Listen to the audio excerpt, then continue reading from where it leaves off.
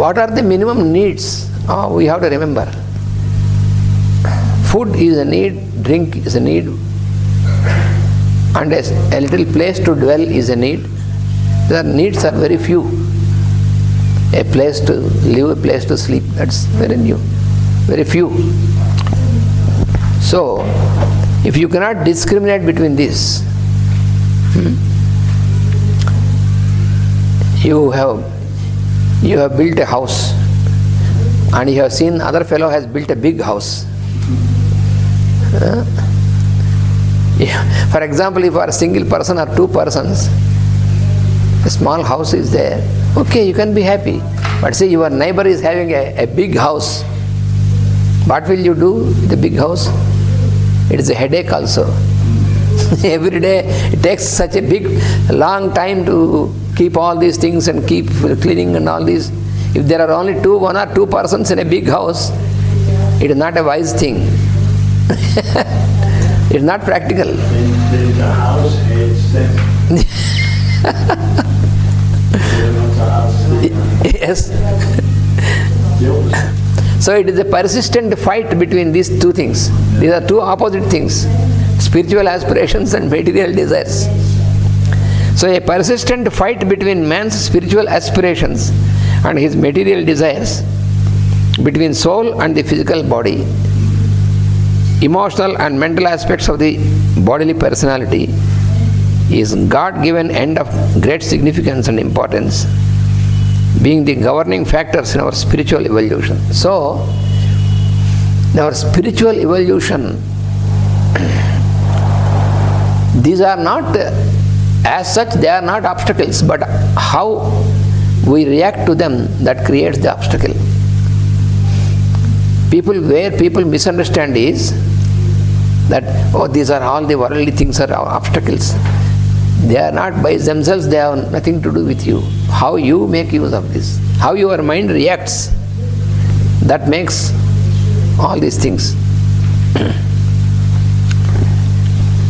It is properly evaluated as a spiritual necessity, as an instrument. Our body is telling about our body. It is properly evaluated as a spiritual necessity.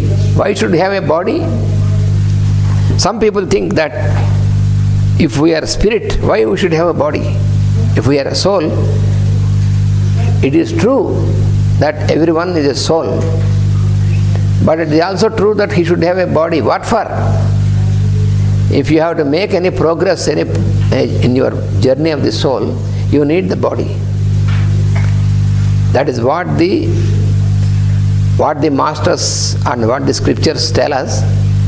Your body is a fundamental instrument given to you for a practice for your progression, for your progress. Without body, there is no progress. Some people think that after coming out of body, we are going here and there and we have good progress there. No, that is all false. Very clearly, Lord has given Bhagavad Gita, when you leave the body, you have to wait until you get another body to make further progress. In between, there is no progress at all, because you have no instrument. So never think that this physical body is useless, only soul is important. That means you don't know what is soul. If somebody thinks like that, soul is very important, body is of no importance. If it is of no importance, why God has given you this? He must be a fool.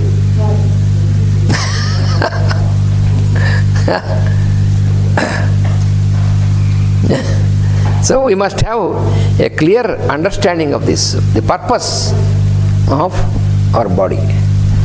It is very purposefully given for us. Eventually, the spiritual nature becomes the dominant factor, and the threefold personality becomes subordinate to it, which is their true relation to each other. The threefold personality. So, yesterday in the class I told you, in spiritual astrology what Master explained, about the levels of consciousness, individuality, personality.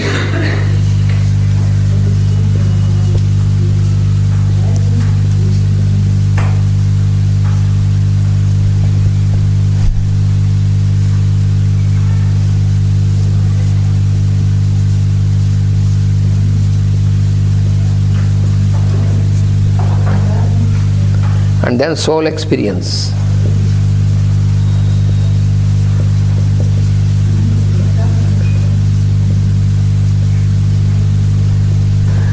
So when our consciousness is awakened only at this level, individuality, so it is like a shell. But Master explains that until your consciousness gets awakened and you are grown. Until that time, the shell is a protection. Just like how a chick in the egg, within the egg. So the shell of the egg is a protection to the chick until the embryo grows into a chick. Until then it is a protection. But after the embryo has grown into a chick, fully grown, then this shell is not a protection anymore. It is obstruction. You have to come out of it. So when it is grown, then the chick makes knocks, and then when this knock is listened, the mother hen listens to this knock, it breaks the shell. This is the best example. Is the best example for the process between the guru and the disciple. When the disciple grows into this and gets ready, then the guru recognizes and he breaks. He helps the disciple to break these shells. So the shell of individuality is broken, then you come out and then get into personality level. So this is another shell, as I told you. This is also a shell. And after some births of development, then this is also broken and then you get into the soul experience. That is the real existence. So therefore, this personality should be subordinated to the soul.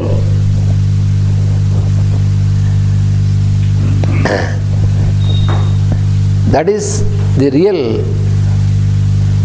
existence and the real procedure. That is what he is explaining.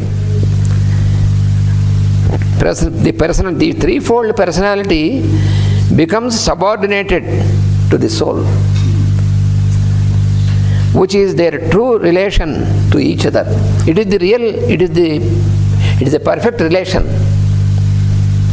If personality is subordinated to the soul, it is a perfect relation, true relation.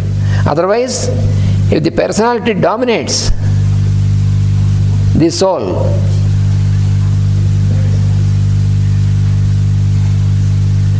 when the personality dominates the soul, then what happens? We cannot experience the real happiness. That is there lies the problem. Why we cannot be happy? Because in the average human being who has not entered into the path, then when we do not make any effort, and then our soul is dominated by personality aspect. Then you are disturbed by everything. You cannot experience happiness. Happiness is the real expression of soul. Happiness does not belong to the lower levels. Happiness is the experience of soul. But since your personality dominates soul, you cannot experience happiness. In the name of happiness, we do so many things. But that is not happiness. The physical conveniences, inconveniences, all this we misunderstand to be. When it is very hot, if we have air conditioning, then you say, now I am happy because there is air conditioning. We put on air conditioning machine and you feel happy. Okay. So now you record it. Now, do you accept that it is happy? Yes, this is happiness. You record your word and then wait until winter is there. When it is very cold, you switch on this air conditioner. No. Why? Now it is very cold. So therefore, you switch on the heater. And now when it is hot, then you say, now I am happy. But you said you feel happy when you have the cooling machine on. Now you say you are happy because now warming machine is on. So your measure of happiness is completely, it has no basis. So it is changeable. So real happiness is never changeable because it belongs to soul. So your impression of happiness, that is always changes. That is what the Lord says in Bhagavad Gita, pairs of opposites. Happiness and unhappiness, desire and hatred, sorrow and joy. So you are in between these two. Once this side, once this side. If you get what you want, what you desire, and you feel, if you do not get what you desire, once like this, once like this. If your personality is subordinated to the soul, then this will not happen. You will be always happy. That is what the Lord explains in the 12th chapter of Bhagavad Gita, which many times we have studied. The 12th chapter, Bhakti Yoga. Santushtat satatam yogi. Satatam means always. He is always, in any conditions, he is always happy. If today you have a good feast, okay. If tomorrow you have nothing to eat, only water to drink, then also he is happy. A real devotee, a real yogi is always happy in any condition. There is no complaining. For a yogi, for a devotee, there is no complaint at all. For a non-yogic person only, there is always complaints. Whatever is given to you, still it is complaints. That is the problem. So this is what we have to remember is, personality should be subordinated to soul. For this practice we have this body. If we don't have the body, we have no instrument to practice. How can you practice? Vasudeva.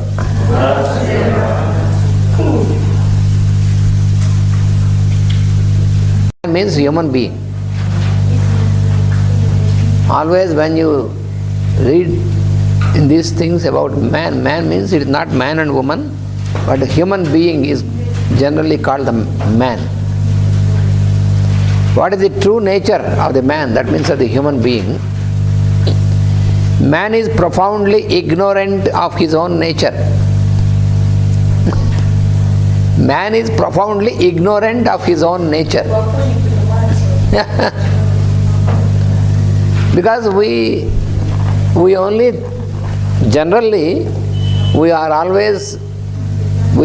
ourselves to the form aspect. We do not go beyond the form. That is why we are ignorant of our real existence. That is what he is telling. Man is profoundly ignorant of his own nature, and also of the laws which govern. We are also ignorant about the laws, cosmic laws, and ignorant of his own being, and ignorant of the powers that are latent within him. The latent powers we don't know, which will free him from his present limitations. What are the powers? What is the purpose of the latent powers? This also we must understand carefully. When we say power, then we think that, the mystic powers. It is not this. The latent powers are to be used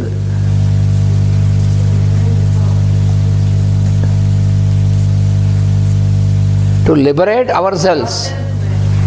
To liberate ourselves from the limitations. That is the purpose. Many people think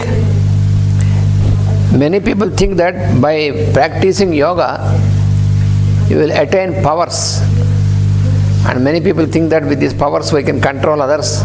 And this is heresy. This is black magic. The powers are latent powers are there, and we have to use these powers to free ourselves from the limitation, from the self-conditioning, to attain liberation, not to control others. That is that idea itself is devilish. To have powers to control others, that is a devilish idea. Demonic idea. So the latent powers are there in ourself, and those are there provided to us for getting liberated ourselves from the self-conditioning. That is bondage. He is composer of and is to be interpreted in terms of energy. The human being, of what the human being is composed. Then we say, oh, it is composed of all matter and all this. But essentially we have to remember, we are composed of energy.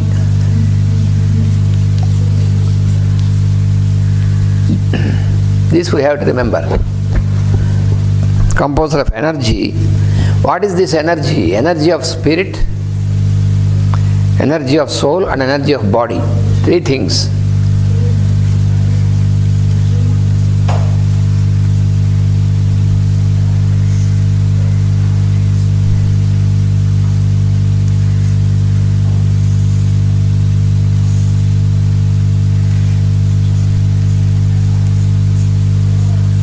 Spirit, soul, and body.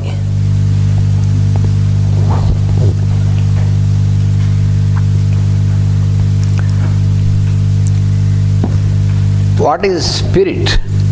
It is the life of God Himself.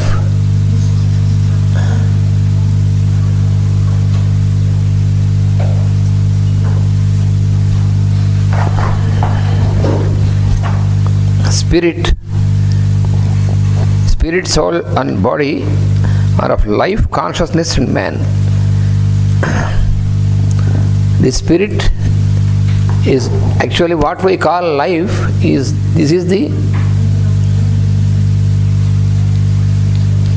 What we call life is the stream from God,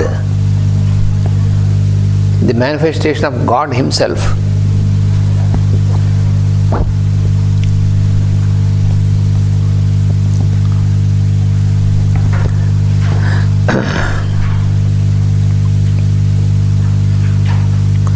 Soul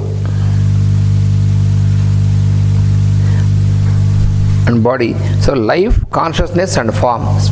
Soul is consciousness.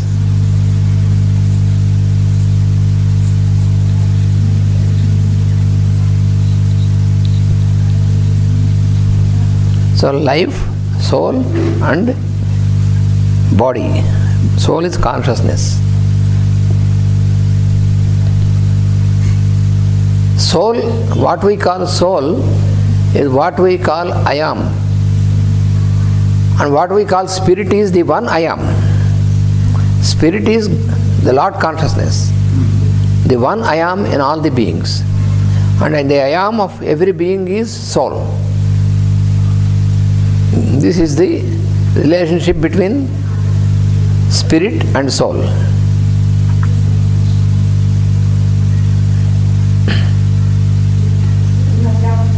This soul is called Atma. In Sanskrit, the word Atma denotes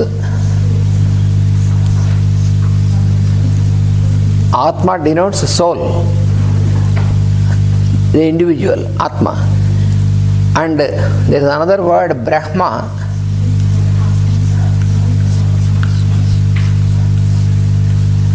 denotes spirit.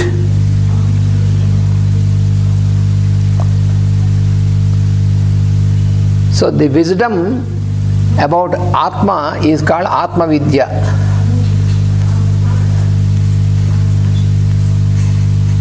And the wisdom about the one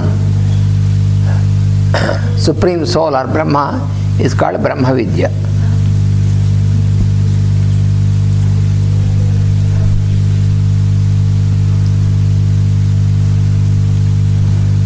So here the energy, the ultimate source of energy is spirit only. It is only one source for all the beings. From the Lord. So all the life, what we call our life, is the inflow of the energy from that one source. And that is manifested as the soul energy, because individualization.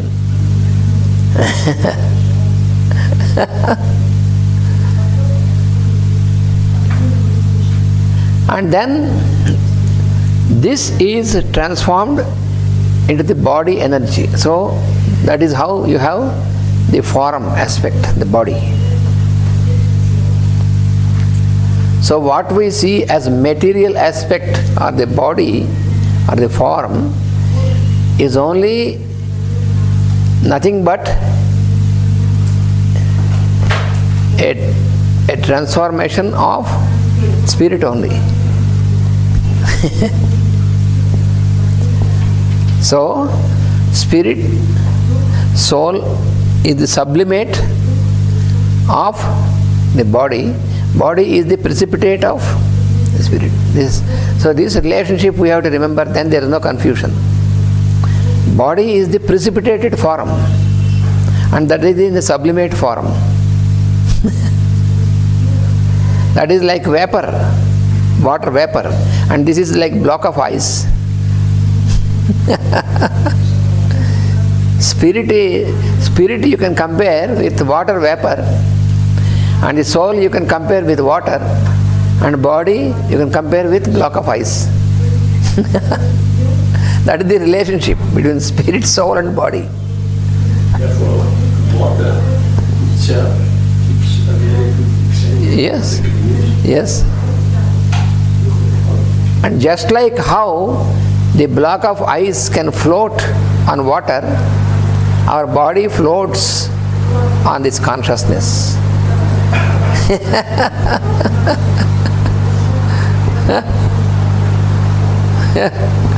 You see, it is a wonderful phenomenon. It is made up of the same thing but floats on this because of the change of the state. Block of ice and water are not different.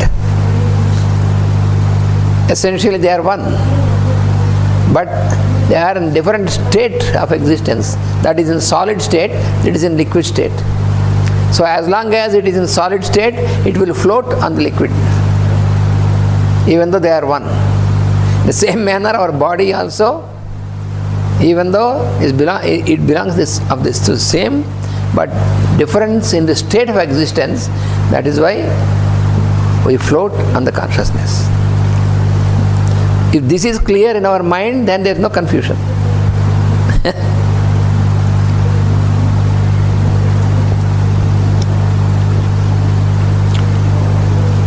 The life of God Himself, which is the will, divine will, love, intelligence and other powers of the soul. Soul has certain powers. And the powers of soul are from where? From the God, from the source. What are these powers? Which is will, love,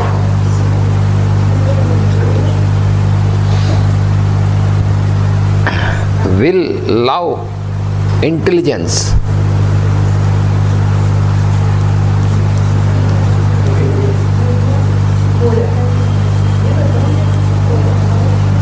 These are the powers of the soul.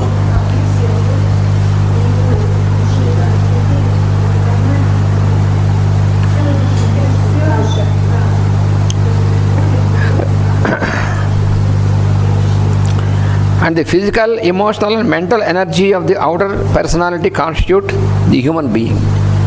The human being is constituted by the will, by physical, emotional and mental energies. Physical, emotional and mental energies. That is another triangle, lower triangle.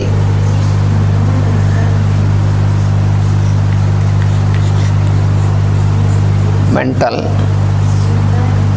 emotional,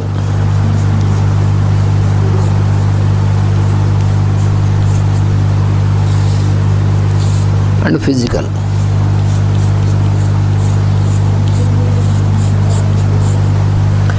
It is all energy only, ultimately. This we have to remember. In all these different planes, they are constituted by energy only. Ultimately, it is only energy. But this energy is transformed in different levels, at different levels of consciousness. This energy is transformed in mind, emotion, body, and all these things.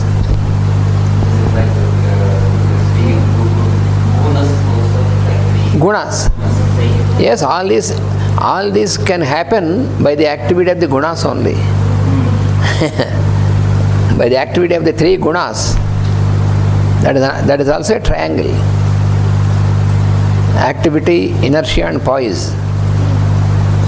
So because of the interaction of the three gunas, you have all these manifestations. How all these were born, how our senses, mind, body, all this, we have the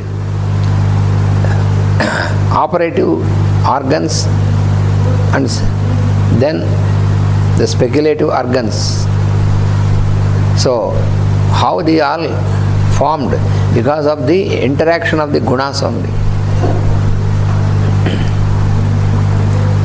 Tamas means inertia. We will see if this writes.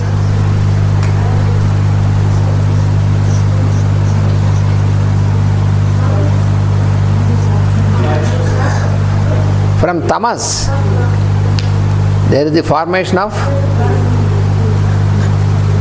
the operative organs, karma indriyas.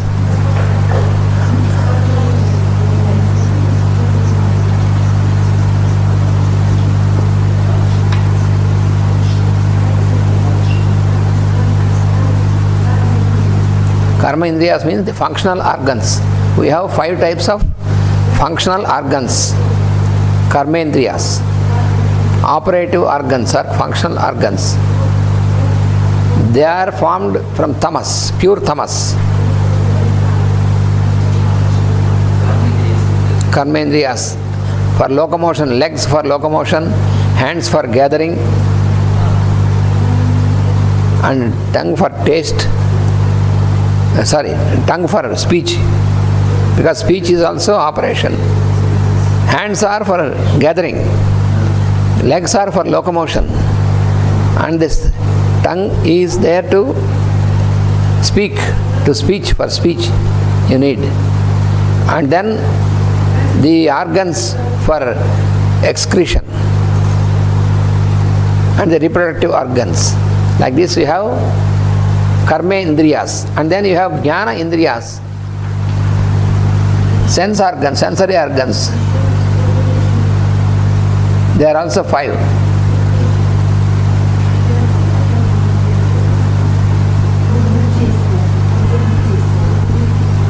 And these jnana indriyas were formed or produced by the interaction of tamas and rajas.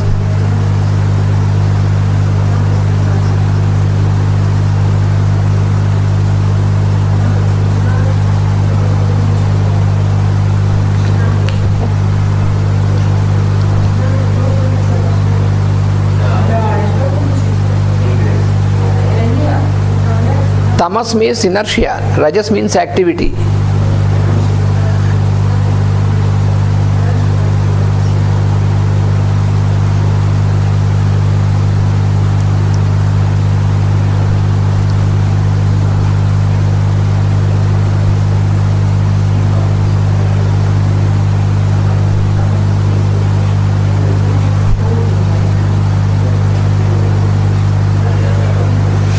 And then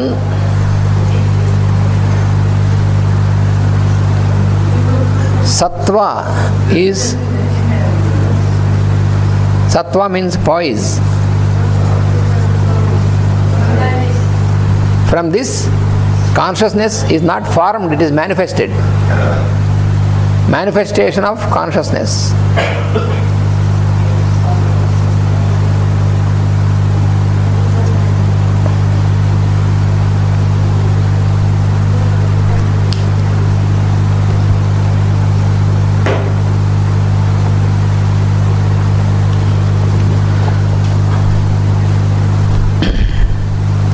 The aspect of man which is strictly and superficially human is the mind.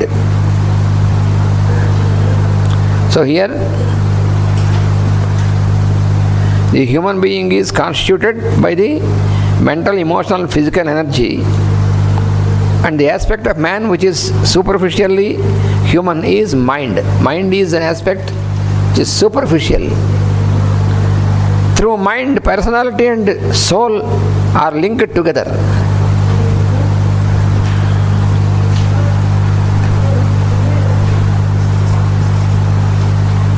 Soul and personality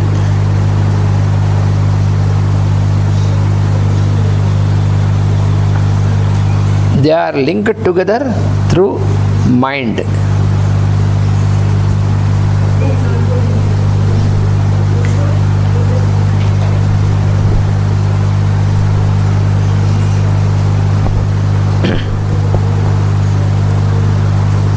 It acts as the common sense in dealing with worldly or spiritual matters.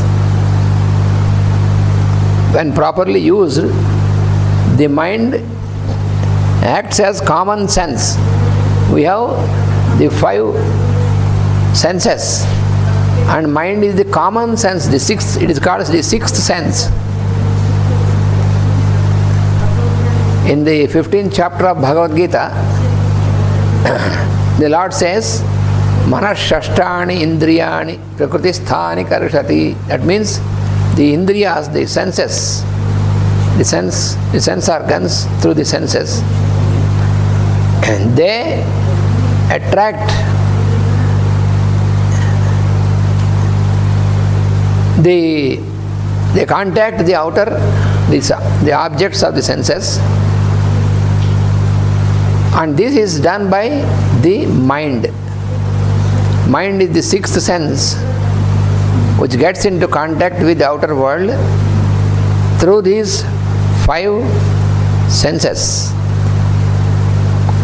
which are there in the nature, which are controlled by nature. That is what it is explained there. So personality and soul are linked together through the mind. It acts as common sense in dealing with the worldly and spiritual matters. So there are 2 things. Our existence is, in one direction it is above, in another direction it is below. Below is worldly, mundane, worldly life or worldly existence is what we call mundane.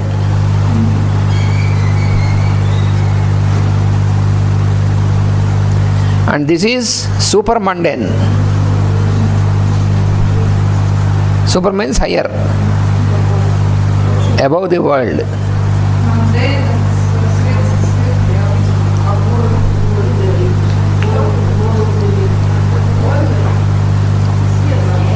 Our existence is in spiritual and in the worldly, both.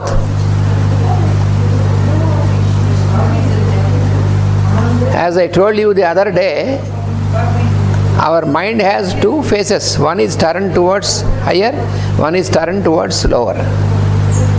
Lower means senses and body.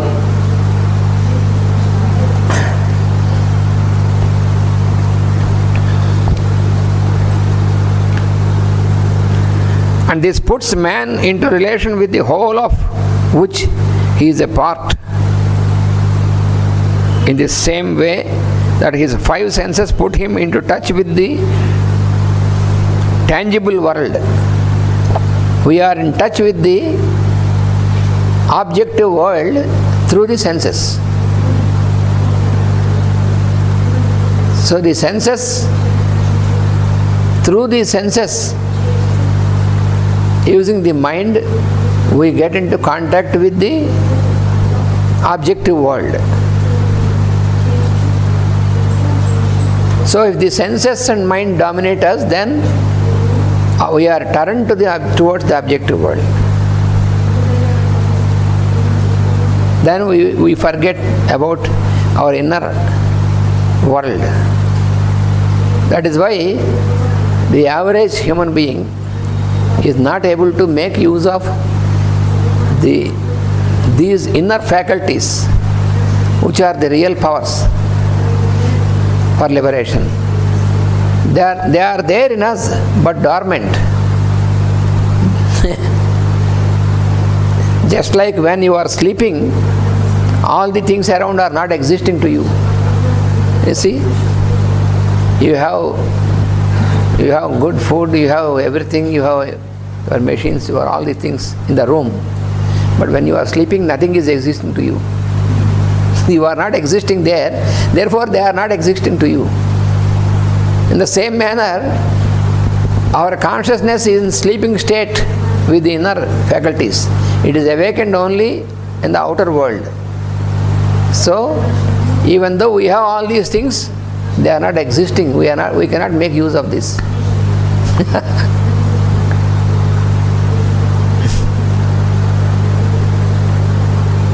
So, instead of knowing that they are within, we try to search outside.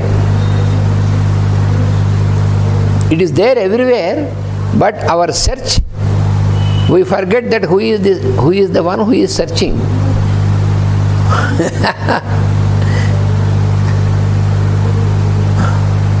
So we always get identified with the form. That is the problem. So if I say I am so and so, that means it is only about the body. I do not remember about the real existence. Body is the part of the whole, but it is not the ultimate. This we have to remember. Through instinct, intellect and intuition, man's triple consciousness blends in himself in qualities. This is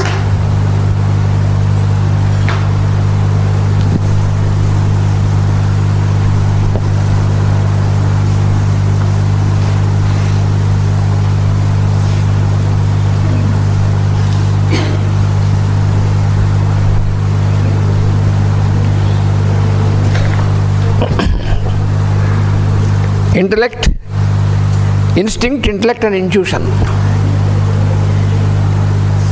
Intuition on the top.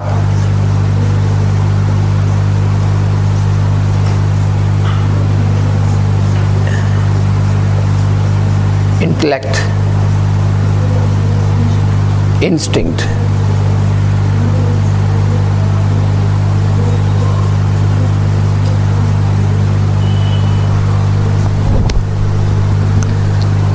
so through instinct, intellect and intuition, man's triple consciousness blends in himself the qualities of the three kingdoms of nature.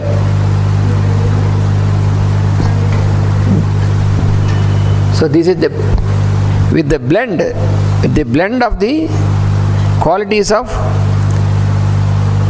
the consciousness, the triple consciousness.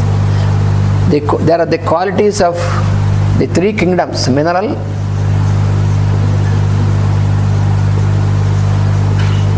plant and animal kingdoms.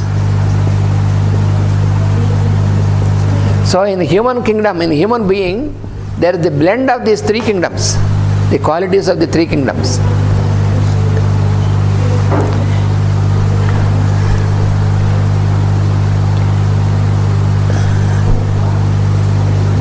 But on the higher side, when you go on the higher side, then the blend is the animal, human and divine.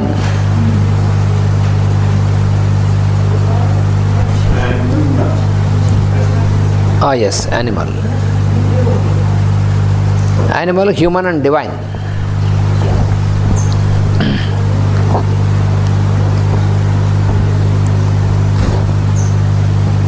And where is the place of this instinct? Where it lies in human constitution? It lies in the subconscious level. Instinct lies at the subconscious level.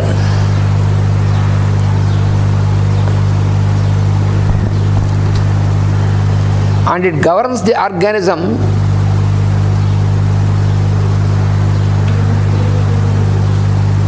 So the instinct which lies in the subconscious level governs the organism and much of the emotional life.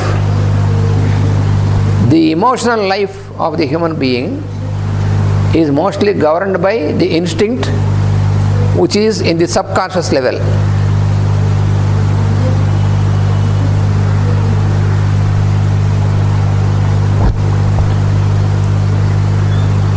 All the instincts have their roots. All the instincts, they have their roots where in fear of reactions, in the fear of reactions leading to activity of some kind of, that means reactions. There are many sorts of reactions.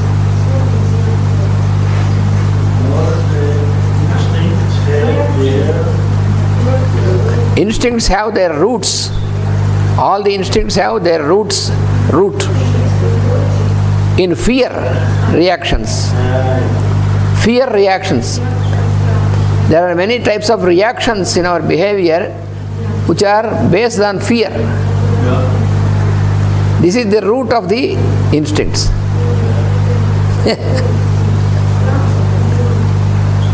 Leading to the activity of some or the other kind. The instinct of self-preservation, death.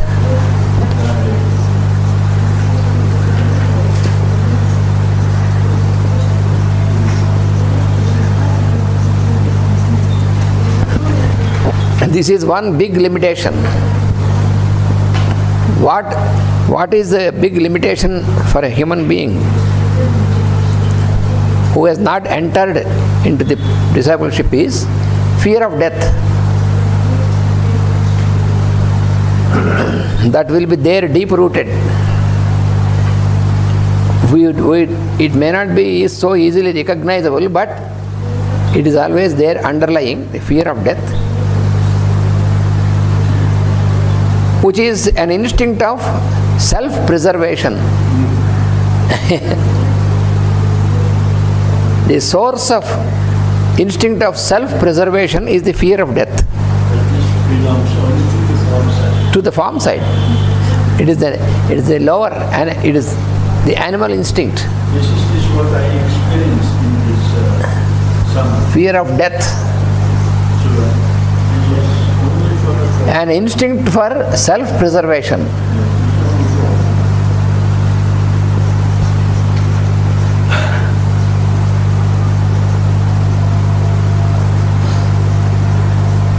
An instinct for self-preservation is, it emanates from the fear of death.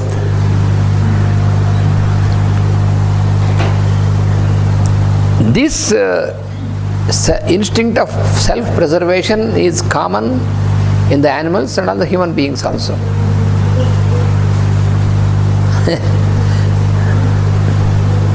That is the common factor. But in the animals, it is only this fear. But in humans, is many types of fears. The fear is extended in human beings. The animals have fear, but only of this self-preservation for that purpose. But in humans, this fear is extended very much. But this is our intellectual society concept. Yes. Fear to have no job. Yes. Fear to have no food. Yes. That is because you are when we are very much concentrated on form aspect. That is the problem. That is the problem. Otherwise, we will have no fear. This is the downward pull, gravitation. It is like a gravitational force.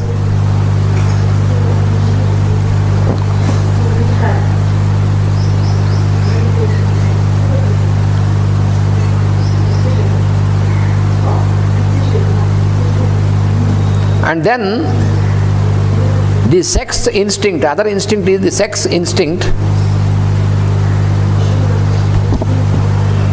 As I told you, several instincts. One is this one, and another is sex instinct.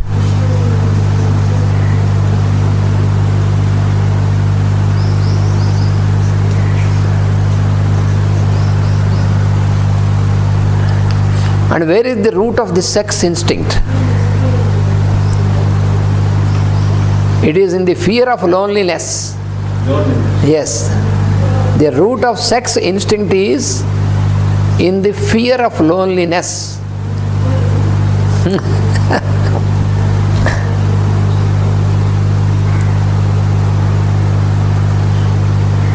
The heart instinct, the fear of isolation. The fear of fear of loneliness, fear of isolation.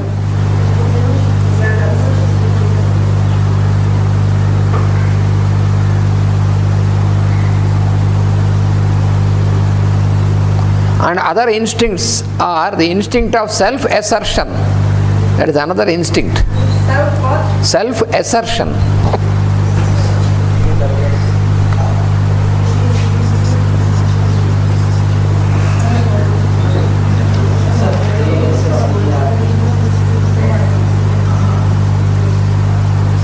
Self-assertion.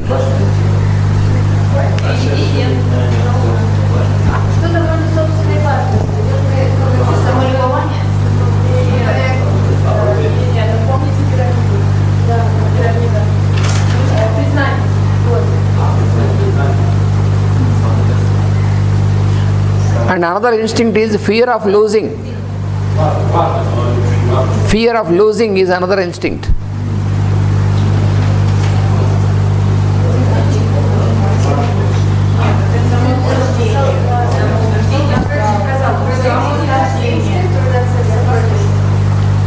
These are interconnected. There are many instincts which are working in us. So this self-assertion is another instinct. And fear of losing is another instinct. And this fear of losing that reflects as the possessive instinct. Possessive instinct. So possessive instinct creates the fear of losing. That has connection with this fear of losing. So why you want to possess everything? Because you have fear to lose.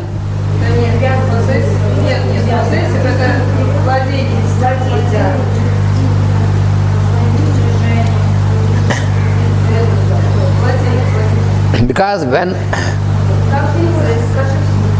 possessive, when you have no understanding that everything is given to us, this body for example, this body is bestowed upon us by some higher force from the higher realms. We do not realize this, therefore first possessive instinct is about our body, about our form. We want to possess our form.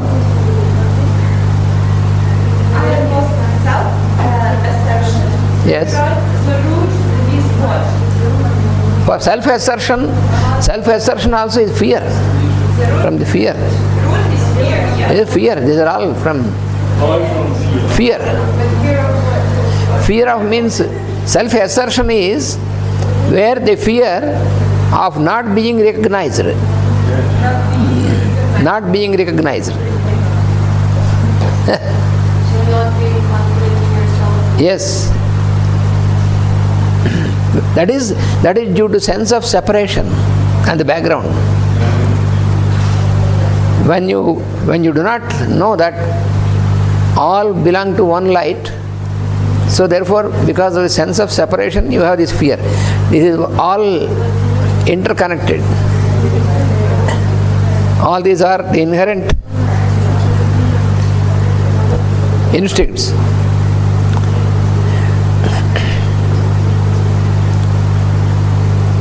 And then these are about instincts, then about intellect. Intellect, which is intelligent self-consciousness. What we call intellect is, these are all about instincts, but now it's telling about intellect.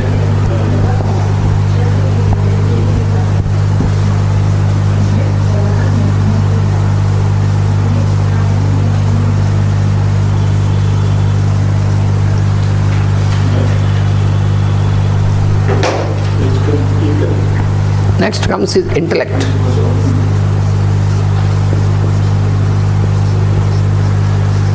So intellect, what is intellect? It is intelligent self-consciousness. What we call intellect is intelligent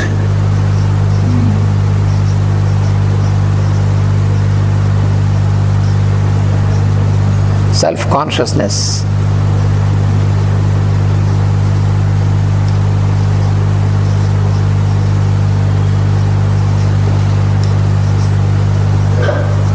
So intelligent self-consciousness is called intellect.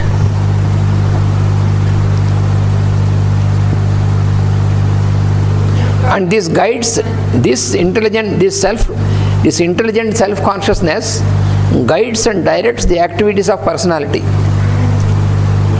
This guides the activities of personality. So the activities of personality are guided by this intelligent self-consciousness.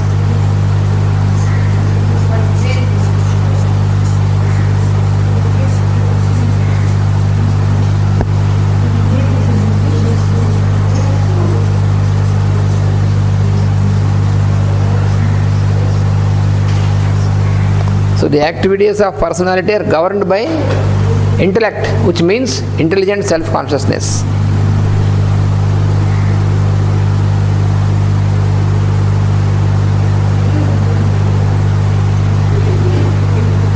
And then what is intuition?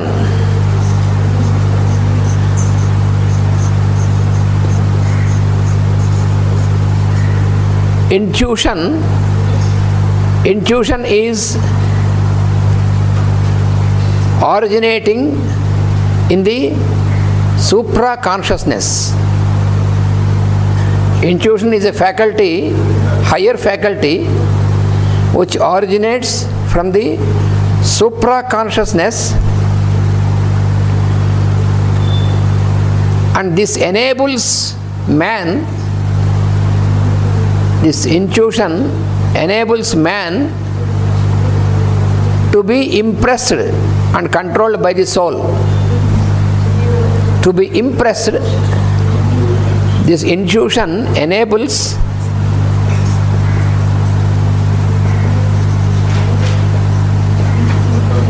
man to be impressed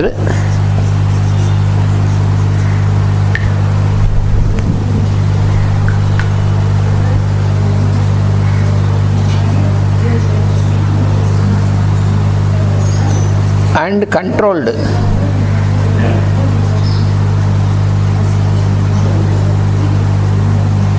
by the soul.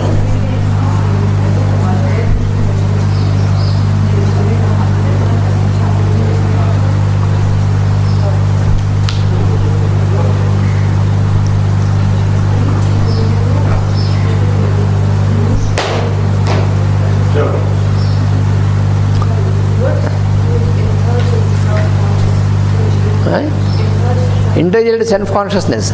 Self-consciousness is that level of higher level consciousness, and that is always intelligent. Intelligent means more awakened.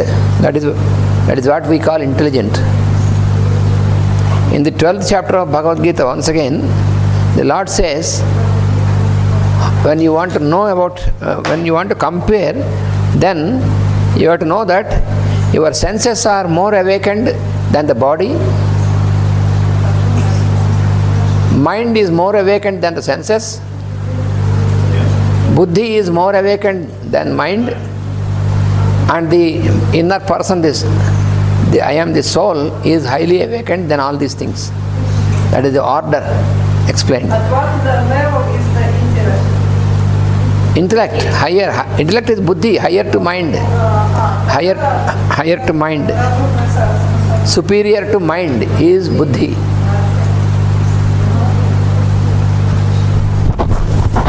Vasudeva.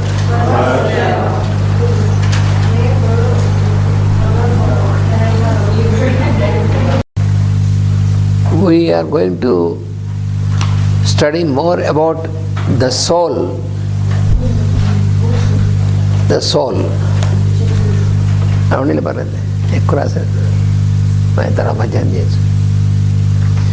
The soul, the ego, our true self,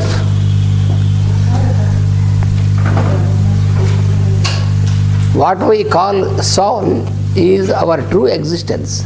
Our real existence is in the form of soul. That is what we call also the ego. Ego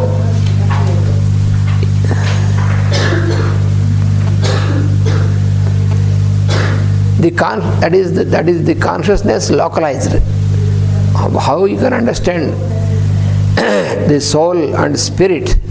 Spirit is the universal consciousness, the all-pervading universal consciousness is spirit.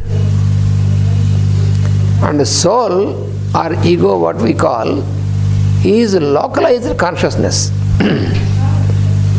Localized.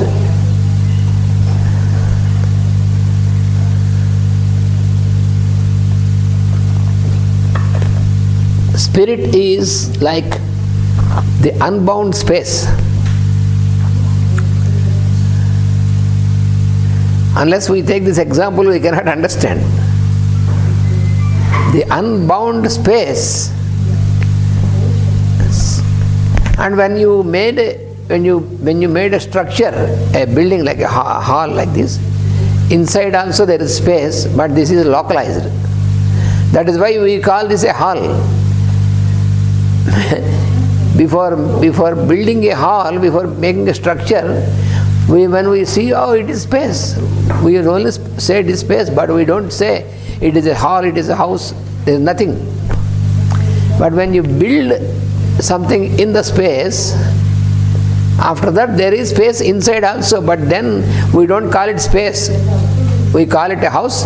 Then we call it, this is a hall, conference hall, we call this is a bedroom, this is a kitchen, so we give all the names. Even a swimming pool. Swimming pool also. So like this we give different names. But all these names are of space only. But we forget about space because we see, oh, this is bedroom, this is kitchen, this is bedroom, like this. But that is also the same space. The space, before making this building, it is space only. After making the building also, it is the same space but localized.